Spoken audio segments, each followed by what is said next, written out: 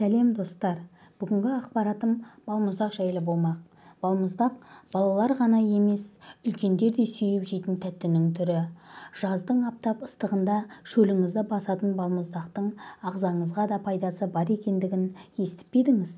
Дәмі балда дейтін балмұздақтың шығу тарихы біздің заманымызға дейінгі 3000 жыл бұрын Қытайда басталған екен. Ертеде бай қытайлықтар тамақтан соң міндетті түрде мұздатылған жеміс шырындарын жейтін болған. Балмұздақ қытайлықтардың мерекелік дастарханында да қонаққа ұсынылатын ас ретінде де танылған. Нью-Йоркте балмұздақ 1976 жылы 10 маусым күні тұңғыш рет сатылымға шыққан. Осыған байланысты 10 маусым балмұздақ күні ретінде белгіленген. Сүт балмұздақтарында майлар мен көмірсулар көп кездескенімен кальцийге бай. Өз кезегінде кальций шаш пен тырнақ өсіміне, сүйектердің мықты болуына ықпал етеді.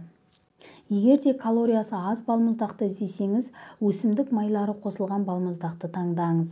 Сонымен қатар құрамы лактоза, кальций, магний секілді түрлі дәрумендермен бірге ацидофилді қоспалармен байытылған балмұздақтың пайдасы асқазан ішек жолдарының жұмыс істеу қабілетін жақсартады. Зерттеушілер балмұздақтың жүрек қан тамырлары жұмысына және көз тері қабілеттеріне де пайдасы бар екендігін алға тартады.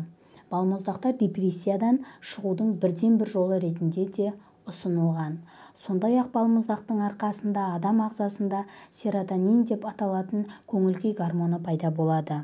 Ал балмұздақтан дәм татпас бұрын артық салмақ қосып алуы мүмкін деп ойлайтын қыз-келіншектерге диетолог мамандар балмұздақтың пайдасы барын өз зерттеулерінде дәлелдеген.